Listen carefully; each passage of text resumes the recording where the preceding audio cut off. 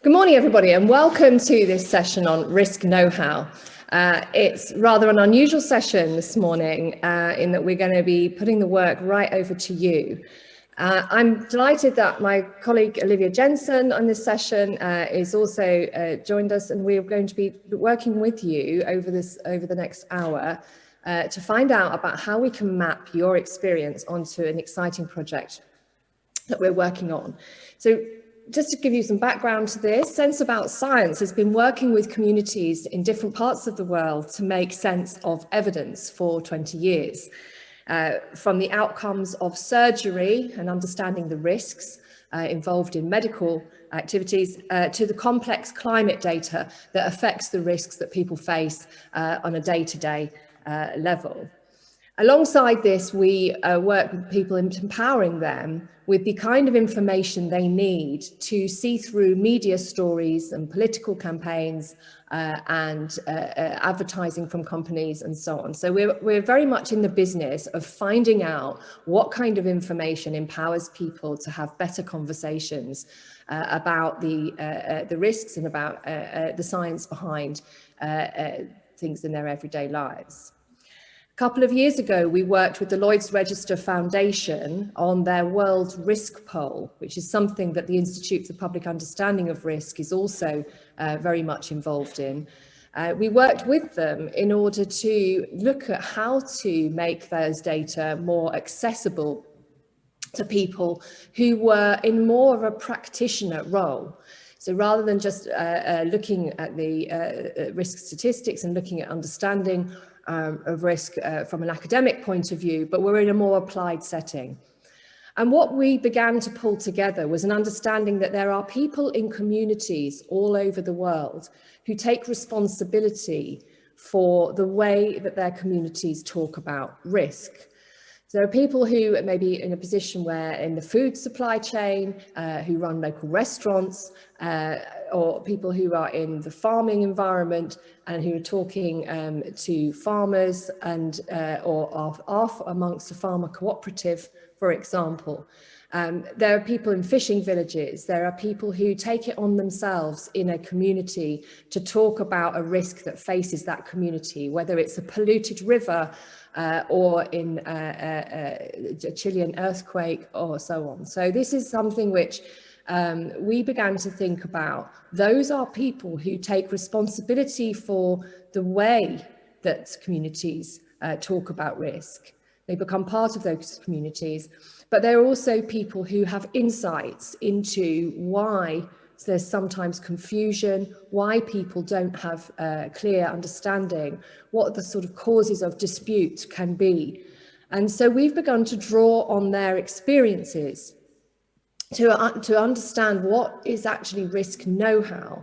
So not what is a sort of a degree in risk or statistics, but what is risk know-how? What are the reasons why, when there is a media headline, some people understand the risk differently to others?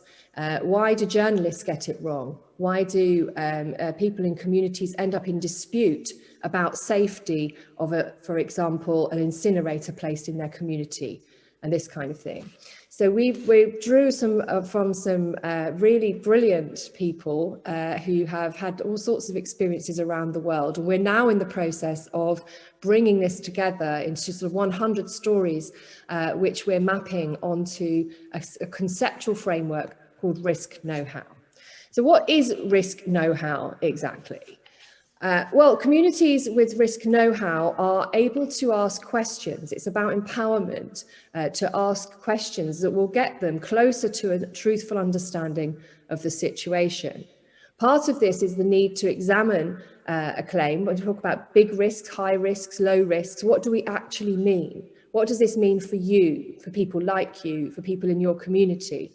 When somebody says this is high risk, does it mean that it's something that you're very likely to encounter, or does it mean, does it mean you're going to encounter it this week, or does it mean compared with what it was a year ago, and so on? So we're asking for specific information when we examine a claim. And we need reliable information, and we need to know how to find that reliable information. So communities know how to find that. They are in a position to get themselves into a position where they can accept the outcome of taking a risk. And this is incredibly important, because what it means is that people may decide something different from what you would decide when they're faced with the risk and an understanding of the risk. They may decide that the risk of going to sea is worthwhile when you might think differently, or they may choose a riskier behavior than you would choose because they are looking at different trade-offs than you. But the point is that it's important is that they accept the outcome. They're not surprised by what happens next. That's being empowered with risk, so with understanding of risk. They're in a position where not only can they refine reliable information, but they're able to come back and look again at the decision that they make in the light of new information. So they're able to appreciate new information too and have access to that. As part of our risk know-how framework, we also believe it's very important that a community is in a position to recognise motivated reasoning, to recognise that there are, in themselves, there's an inclination to accept some information more readily than others, and that to recognise that there is often an agenda in the information that they're given. So to be able to see past that, and to see the way that a risk is presented to them and framed. If we take one single risk and we elevate it, for example, we know that any risks around children become very amplified by the media. It becomes very difficult to see it in the context of a wider set of childhood risks, for example, and opportunities. And so framing is very, very important to understand what you're being invited to conclude.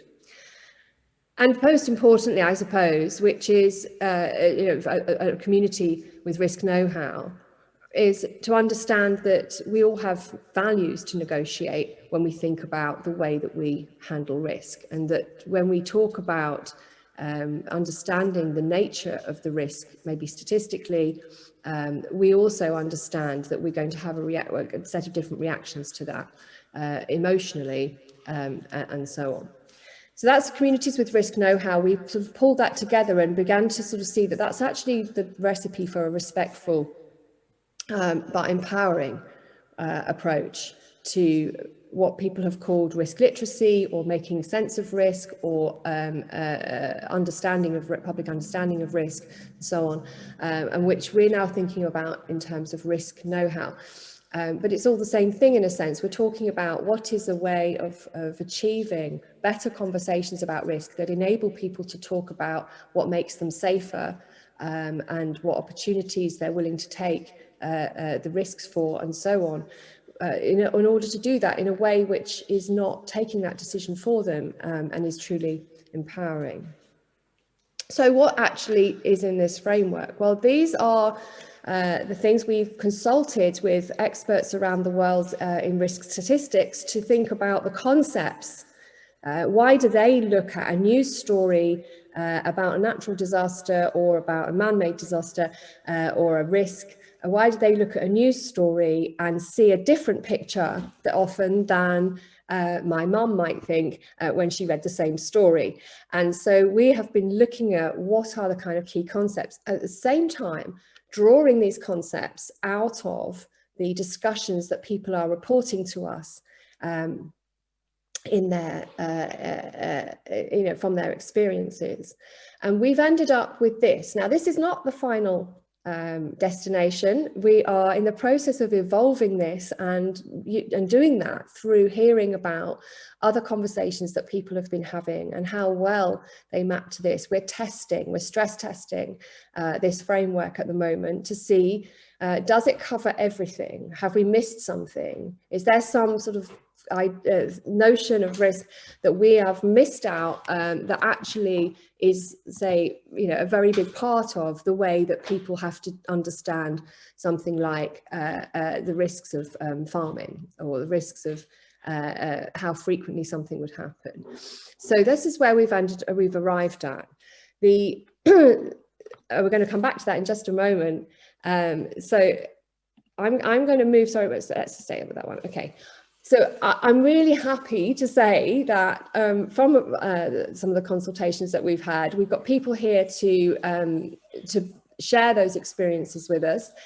We have with us today Mariko Nishizawa, who has a number of experiences. She's herself studied and thought about very carefully about the way that communities interact with risk, but has particular experience from being in Fukushima shortly after the tsunami and the effect on the fishing villages there.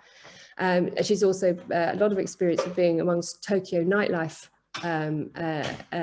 businesses in dealing with the pandemic. So we're going to be hearing a couple of minutes from her. Of course, we have Olivia Jensen, who I'm going to hand over to in a minute, also to kick us off. And then we have great recordings from Bernard Kebe, who is a journalist in Western Kenya, helping farmers to understand risks, particularly changes to rainfall, and runs vernacular radio for them. And we have Wandi Brun de Brun, who has recorded us a really fantastic contribution as well. And my colleague Padmini Ravi is here, and she's been hearing from people from around the world and about their stories and experiences, and we'll be chipping in with other examples. So I'm going to start by explaining to you that when we Sets About Science, we ran some work with parents of children who were undergoing heart surgery. And of course, if you put a child into surgery, you really want to know what the outcome is likely to be and whether they're going to be fit and healthy 3 months later. That's the 3-month interval. And what we found was that people were misunderstanding the government statistics. So the government was just pushing statistics at people about the outcomes of different surgical units around the world. And what we found was that parents were looking at those figures and comparing the units, and then taking their very sick children a long journey to get to a unit which apparently had a better outcome. But the key point about this was when you looked at the numerator and the denominator of those different calculations, they were different. So if the denominator is that your surgical unit is operating in an area of deprivation, or an area where there is, you take complicated cases because you have specialist surgeons, and then the denominator and the numerator are different, because the number of children who are surviving fit and healthy at 3 months will be a reflection of the population that you're taking in. And it's not the same as that in a population in a much healthier area, well, a much wealthier area, in fact, and one which perhaps doesn't take such complicated cases. So we found that it was necessary to take a different approach to those statistics and to call for more useful textured information that enabled those parents to make meaningful judgments. And that's something that, took us a while to figure out what was actually wrong with the information they were getting and why. And so for us, we eventually discovered that the most empowering thing for them was to get a clearer picture of the I suppose, the input population as well as the results. So that's one example that we have. Olivia, can I hand over to you now?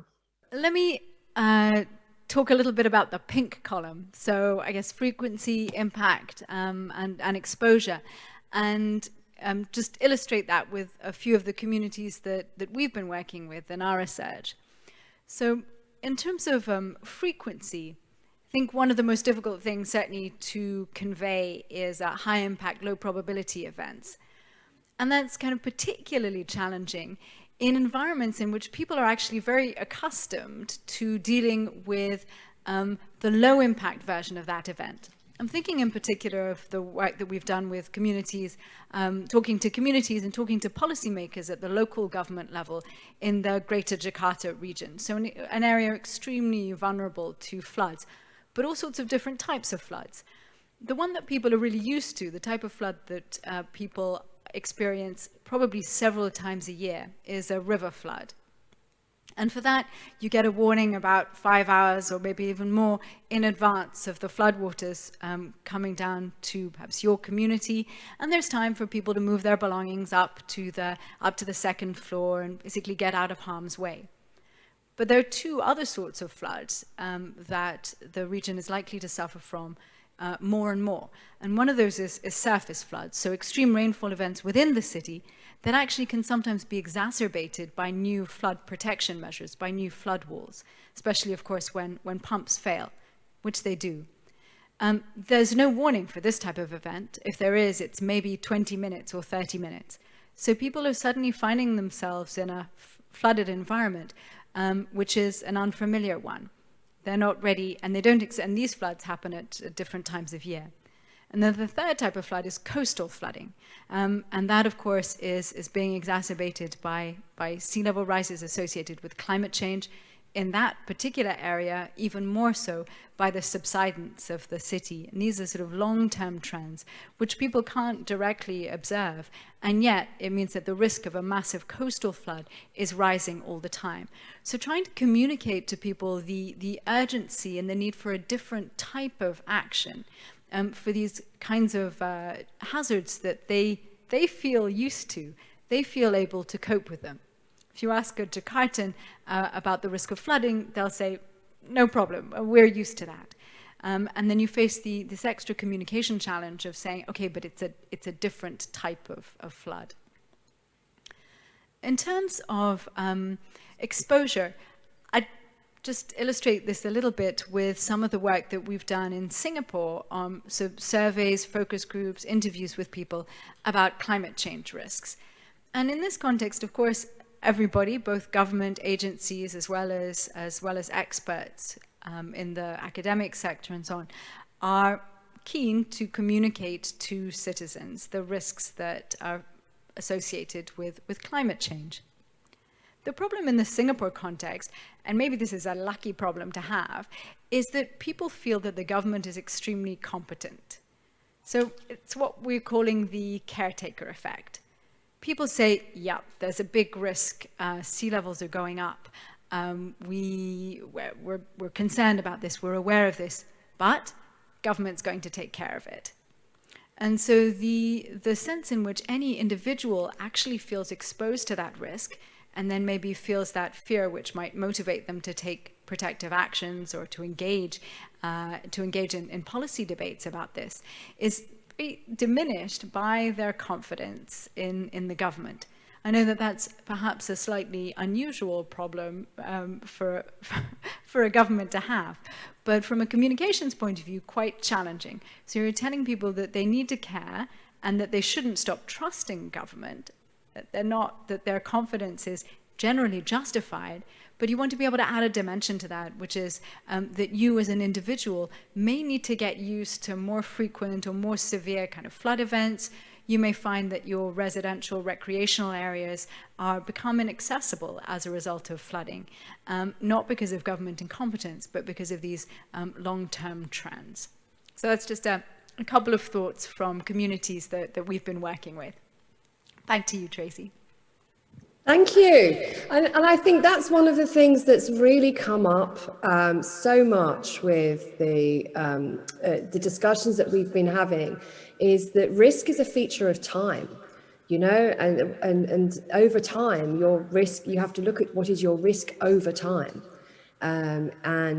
People often focus in on a single incident risk or a one-day risk and so on, and just don't actually appreciate that a small risk you're exposed to over a long period of time is a different thing than maybe a sudden and rare event. And so that's something that we're trying to figure out how to express. And I think that example is a really useful one for us to draw upon.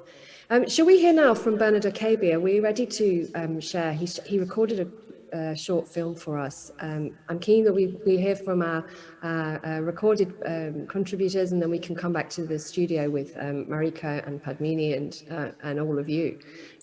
Thank you very much, everybody. Thank you very much for this invitation. I'm talking from Japan, from Tokyo. And can you share? Yeah, let's share. Yeah. So, thank you very much for this opportunity. I'd like to go through a very limited number of slides, which I'd like to share with you. And then I really think this framework, risk know-how, is really interesting. And I really hope to learn a lot from this risk know-how framework, which is very useful for a practitioner like myself. I've been a researcher on risk communication, and also I'm a practitioner on risk communication, being active in Japan in the last 15 years. And from what I have, from my experience, I really think that risk communication is about navigation. Risk communication help to navigate through a different sort of mads and mudding. I'm talking about not mad but mud, and also different sort of obstacle, and get to real crucial information or safety information you rely on for your decision making, for your behavior. So as Olivia has noted, I really think that people tend to rely too heavily on government for decision making, to protect their own health or the environment. I really think that risk communication can then intervene and as a very powerful tool for individuals to decide on their own action, on the behaviors they want to take. But in the real world, or in reality, risk communication has got a lot of problems or the obstacles to overcome. In my experiences, many risk-related issues concern the lack of carefully designed risk communication practices. Next. So I show you several ground experiences which I have been going through in the last 15 years back in Japan, but also partly in Nepal. I really like it to be active on ground. So rather than researching risk communication, I try to practice risk communication. That means that I would design I do the ground design for effective risk communication. Then I deploy it. The first example is my experience 10 years ago in the aftermath of the disaster, the Fukushima nuclear disaster. I was very active in the Fukushima prefecture. More concretely, I was given hands-on advice to those evacuated from the affected zone, like those you see the picture on the left-hand side, that I was given hands-on information to concerned mothers and also pregnant women on which information they should be rely on the choice of their food, and whether to what extent they have to be careful or not too concerned about not too much concerned about the health effect. And I was also active in Nepal, as Olivia has referred to. I think she has given an example in Indonesia. I was in Nepal. It was also very similar. It was about the flood management. The purpose of the project was that local people, especially women, would take over the responsibility of flood management, and they will participate in the flood management project. So that was very interesting. And the third project I would like to introduce to you today is a COVID-19 action and hands-on advice to reduce the risk of the COVID-19 in the Tokyo night district. I was not only going to bars and restaurants, but also giving advice to several different sort of sectors, such as farmers. And the fourth example is the current one. I was given practical advice on to how to communicate risks from the discharge of the troubled reactor, discharge of the water to be extracted, diluted, treated, and emitted into the ocean. Of course, on the one hand, there are concerns about the tritium and also related particles. But on the other hand, we really have to come across with the idea of the risk. We have to pass on more, convene safety information about the discharge. So this picture is the one I've been going through at the moment. So from my experiences, or from my ground experiences in the last 15 years, I could point to three, I could summarize my experience properly in three, so to speak, bullet points. First, risk is often confused with hazard. It's often get confused with hazard, risk and hazard. So really have to, hazard is about substance per se, but risk is about level or degree. For example, smoking is not a risk. It's a hazard. Dioxin is not a risk, it's hazard. Tritium, not a risk, it's hazard. And this notion, the distinction between risk and hazards is not clearly made. The second point is that risk messages are often very ambiguous, too ambiguous. So we have to say, I keep saying that risk message needs to be simple. Risk message needs to be vivid. And we have to keep it short. We have to compare risks to accepted risk. And also explain what the numbers mean. And we have to repeat this. The third point is the use of language. We often, I myself am a researcher, so I love terminology. I love numbers, science, and logics. But my advice is, my advice is that do not use scientific expert language in real life setting, such as possibly, might, cannot be denied, because those ambiguous terminology or scientific word may be interpreted possibly, oh, then it will happen. Might, oh yeah, definitely. Cannot be denied. It means, well, it will happen. So we have to, often the case that we confuse expert language and lay language. So ambiguity without explanation leads to misinterpretation. So thank you so much. Yes. Marika, that's fantastic. Thank you so much. Thank you. That's all. Yes. Yeah, fantastic examples there. And I think particularly the risk and hazard makes us think about the exposure question again. It's like, well, we want to know, are you exposed to this hazard?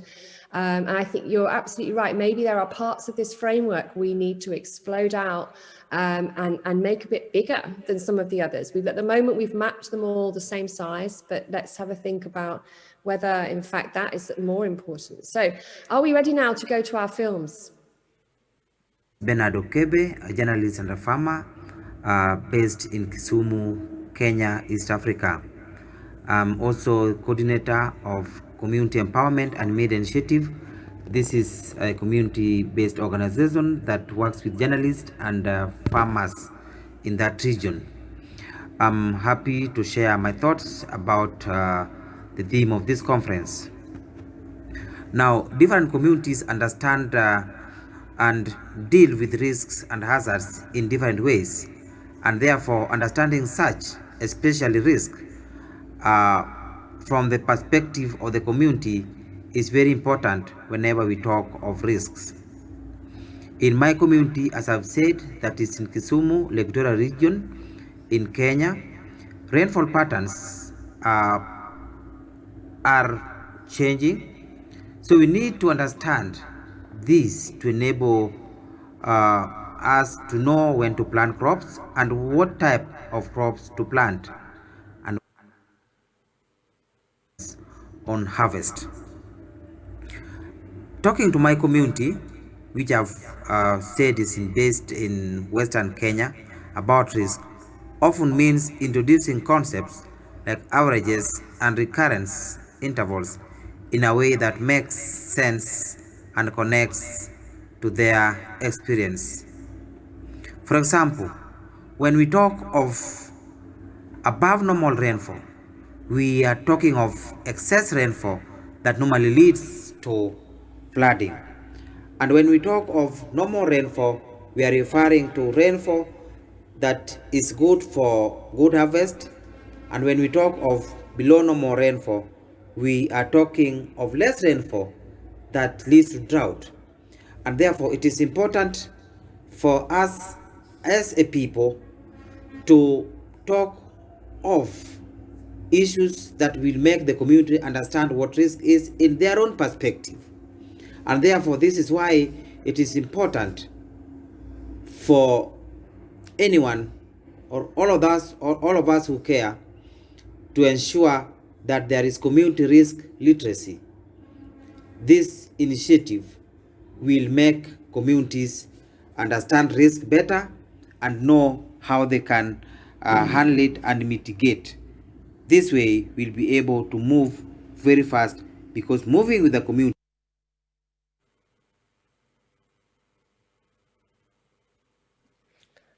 Okay, I think we've lost some sound here. But we heard from Bernard the most important point actually that he was stressing there, which is that understanding, and very similar again to what Olivia said, that understanding what above normal means, that the impact of above normal is pretty significant for those communities. It means that there will be floods and they will affect crop yield. So that's something that I think reinforces that pink strand in our framework that we need to come back to and have a look at in just a moment. But we're going straight to Wandi's video now and hearing from her about what she thinks of the framework and what's important for her experience. International organizations who might want to communicate more effectively to people about risk. So I wanted to show you these findings from the Lloyd's Register Foundation World Risk Poll. So the Lloyd's Register Foundation World Risk Poll is conducted by Gallup in 142 countries. Representative samples in those countries are asked questions that assess their numeracy or their ability to understand numbers. The question asks, is 10% the same as 1 in 10, bigger than 1 in 10, smaller than 1 in 10, or do you not know the answer? And it turns out that people actually struggle with this question, and inability to answer this question, or low numeracy, is more common among people who have lower levels of education and who live in low-income countries. So you can see that on this slide. The black bars reflect people with an elementary school education, and they are more likely to have low numeracy than people reflected by the lighter bars who have higher levels of education. And in high-income countries, low numeracy is least common, although it's still quite common. So what I'm going to do is I'm going to give you 3 suggestions for communicating with audiences who have low numeracy, but still you would like to address their risk know-how. So the first insight that I want to share is that it's important to explain what the numbers mean. And I'm going to show you that by using the slide I just showed you. So with the numbers, whether the numbers are just written out or shown in a graph, it's important to show key messages that help people interpret the information that you're showing. So on the previous slide, what I did is I had a short interpretation of the graph below, so that even if you have trouble understanding the graph, or you're just not looking at the graph because you don't like numbers, you can still get the key message of my communication. And we have found that adding short explanations to presentations of numbers can help people to better understand what you're trying to communicate. The second insight is to use simple graphs to communicate topics such as relative risk. Especially low numerate people struggle sometimes with relative risk.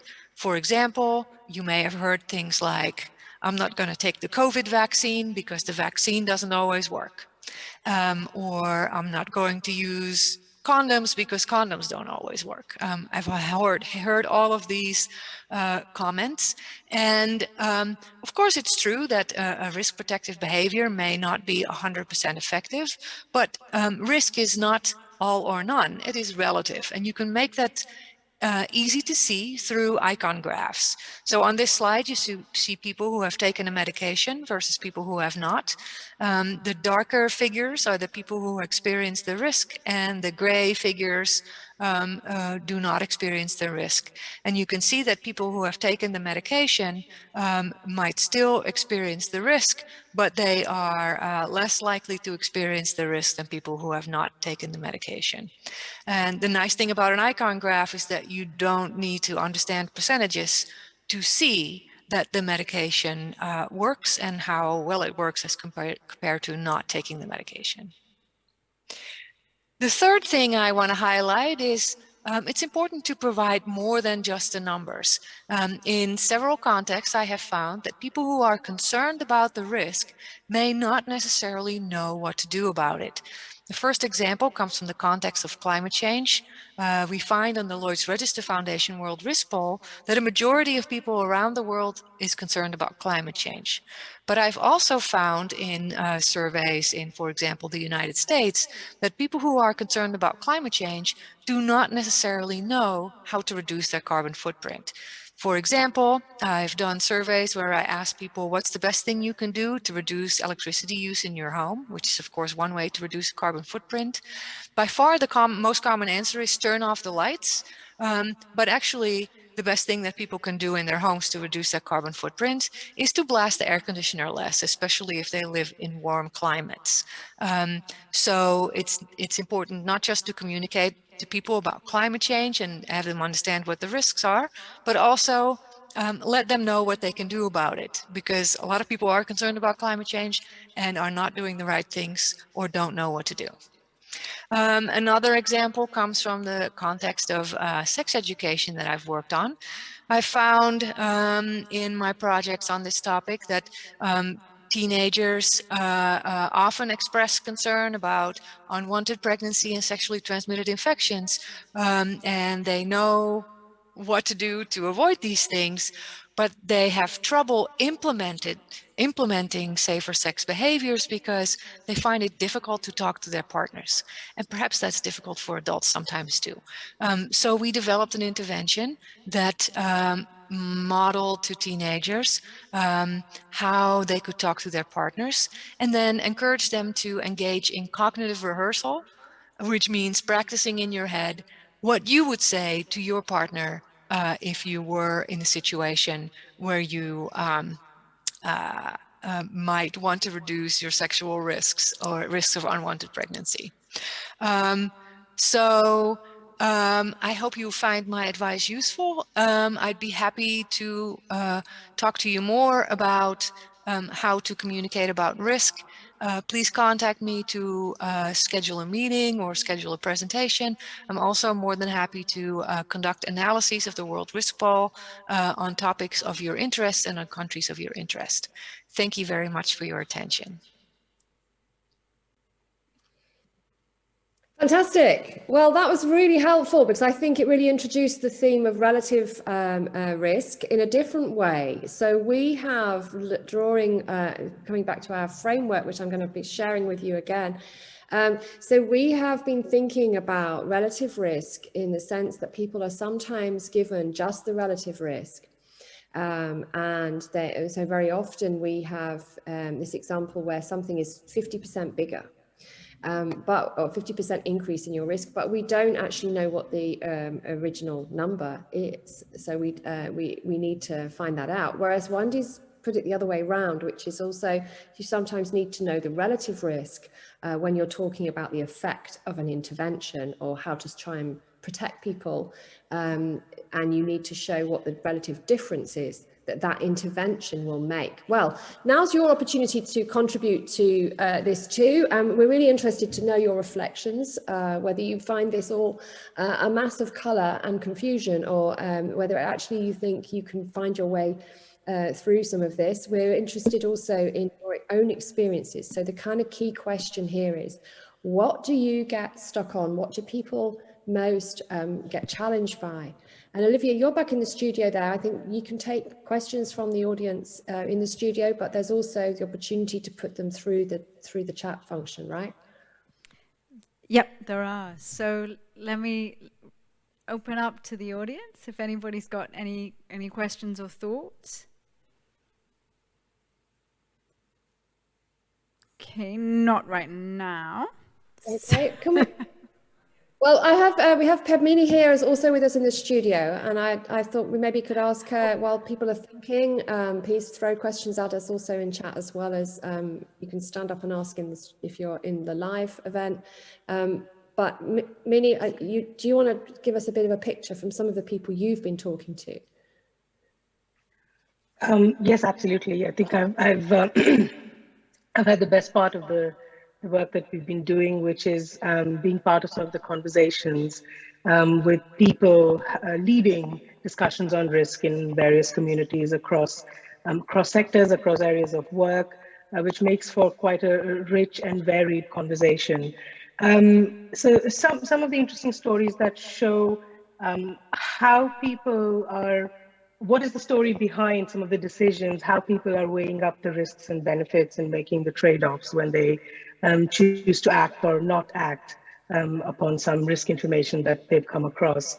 So we've spoken to people working in an NGO in rural Africa, in East Africa, in Uganda and Kenya. And one of the stories we've heard, which has been quite revealing in the way people look at things differently, is the fact that the NGO was working with a group of farmers in a small village, and they were looking at a banana crop with a higher yield, but were surprised that there was pushback from the community, quite strongly against adopting and growing this crop. And they were perplexed because obviously higher yield would mean higher household income, and they just didn't really understand what was happening. But having spent some time with the community and having conversations revealed that it was the women who were quite resistant to this, to adopting the higher yield banana crop. And it transpired that the women worked the farm and the men took the crops and the yield to the markets to sell.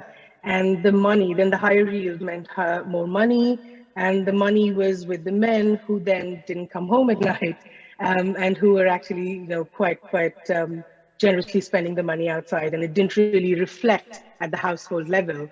And so that was how the women were looking at giving up on the higher yield crop, but because they were then deciding that they wanted to protect their family and their household level. So that was one of the interesting stories we had. We also spoke to a few people working in America in forest kindergartens, in outdoor education. And again, they talked to us about how when they're outside with groups of children, they make their decisions on seeking shelter when there's a thunderstorm or when it's excessively cold, based on the group of people they're with, the group of children they're with, how long they intend to be out. And the decisions change based on based on that. So, how young are the children they're out with? Have they been with the group before? And how quickly can you get to shelter? And these decisions change over time. These decisions change with the number of children they're with, because it's not as simple as saying, well, it's raining now, so we need to run to shelter. And maybe I can pop in one more little story. We've spoken to, well, this is just about finding reliable information. I think we spoke to a user experience librarian, and he talks about how his job is about helping students in universities look for reliable information, but it's about encouraging information literacy. It's about interrogating their assumptions. It's about understanding and being able to find different viewpoints and thinking through your own assumptions and thoughts, and the risk of possibly looking at something one way or the other, and being able to then look at a wide variety of perspectives before you decide what your argument is and how you make it. Thank you. I mean, that last example speaks to the issue that we were talking about, that an empowered community is one that can understand their own disposition, that they're inclined to see a risk in a certain way, or that it's framed to them in a certain way. As we were talking about in terms of the kind of principles, the idea behind this. I thought it was really interesting to think about the risk context as well. It is a big part of that. What does an empowered community do? Empowered community puts this information into its own context. But we are thinking a lot about the change in the numerator and the denominator in a lot of these examples, aren't we? It's like we're talking about over which population. So we could say there's a risk of population level risk, but actually for you as a group of people living in an environment that is really vulnerable, the risk is different. The people affected is different. So we're looking at, I think, sometimes that population that's at risk can change the numbers considerably. When we're told there's a risk of something happening of 1 in 100, is that everybody, or is it the identified at risk population? And we just need to know always, what is that denominator? Who are we calculating that for? And I'm interested to know from anyone who wants to contribute, what do you struggle with? Where do you get most frustrated? Or do you feel actually quite confident that people understand risk? Is this something that you never really struggle with in the particular areas that you're talking about? Do you feel quite happy with the way that people understand? Or do we have discussions about numbers? Do we struggle with that? Or are people just not that interested in having a conversation about their own risk sometimes, and we need to think about how to make it clear?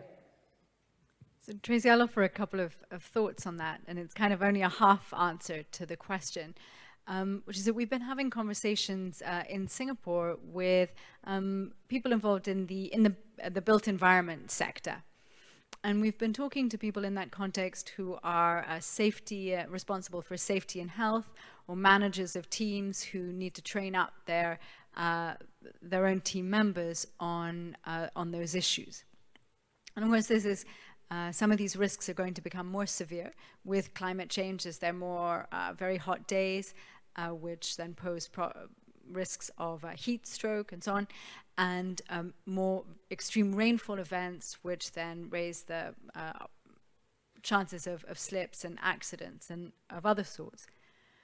And when we try to get this group of people to think about how climate change might impact on the risks to themselves and to their teams, the response is usually very much in terms of regulatory compliance. So rather than thinking about trying to assess, even when they know these contexts extremely well, to think about how climate change might change those, their response is to say, well, we do what we're required to do by regulation. So it becomes very difficult to open up that conversation when for them, this dealing with risk is really a matter of regulatory compliance. It'll be a different story, of course, if you're communicating directly to the people at risk. And when we talk to the workers themselves, actually many of them were aware of climate change and were thinking about it. But from the point of view of their managers, both on-site and in the office, it was this issue of regulatory compliance. So that's an interesting challenge, isn't it? I mean, how do we perhaps bring to life some risks in a way that people will engage with them, but without obviously just trying to I suppose just trying to sort of campaign, as it were, for people to pay attention, but also I think try to put things into context, maybe there's comparative risks that we can, think about the value of comparative risks in that situation. Mariko, I'm interested, Olivia sort of raised something about climate there, and obviously one of the big issues when we do go out to a bigger discussion is uncertainty. And what does uncertainty mean? People will often say, so a similar kind of thing, that government is dealing with that, but anyway, it's all rather uncertain that, people don't know exactly what's going to happen. And therefore, I don't need to, engage with that because it might not happen. So it's like the opposite way of, you were giving examples where people think that will definitely happen just because the risk has been described. But sometimes it works the other way, which is the emphasis on uncertainty is really misunderstood. It just means it probably won't happen, rather than that there is inherent uncertainty in the figures that we're calculating. So I just wonder whether you deal with that uncertainty question in your dealings with people. Thank you, Tracy. I think the question of uncertainties or uncertainty touches upon various elements such as the reliance, the credibility of science, also the trust towards the scientific community or towards the establishment, and also uncertainty also concerns the way that the media and also SNS transmit, convey or transmit information. So, but I think that people often calculate risk, or they often, they are aware of the risk trade-off. If they choose one option, they have to give up on the others. So it tends to be that people tend to ignore uncertainty. So when you were out talking to people in Tokyo, the nightlife businesses in Tokyo during the early stages of the pandemic, which were very, very uncertain, did you find that people just engaged with that risk straight away? Did they actually kind of accept that there was something that they needed to take action on straight away? Oh, thank you, Tracy. You touched upon a very key point of entry, because when I first started my charity action, I found it very difficult to approach them because they were, first of all, they were a little bit confused about the science of the COVID-19, but primarily or largely they were they sort of lost their trust towards the authority or towards the government or scientific community. So when we approached them, the first reaction was to deny our access, or to not reject entirely, but they are very reluctant to cooperate because they thought they've been left behind anything. So I really think that the credibility and also the, empathy, first of all, is one of the key. Right, very useful. Thank you. Very useful. Olivia, any reflections? So you have to shout to me when there's something from you at that side, and I can't see if people are asking questions now. Would somebody flag those to me? No, that would be great. It's more of a question than a comment, and it was to Mariko on this complex issue of communicating about the discharge of the contaminated waters. So that's a very current issue, and I think just interesting to hear a comment on what's the objective of that communication, and and how are you going about dealing with some of the challenges relating to it? Olivia, thank you very much for your question. The objective of the communication has got, it has got various objectives. First of all, as somebody who have worked on ground in Fukushima, I really, my objective is to minimize rumors and also unjustified, so to speak, rumor towards those farmers and farming product or fishery product in Fukushima. This is my prime objective of doing risk communication about the discharge of the treated water from the troubled reactor in Fukushima. And there are many other objectives. Of course, as a TEPCO, I'm advisor to TEPCO, the company.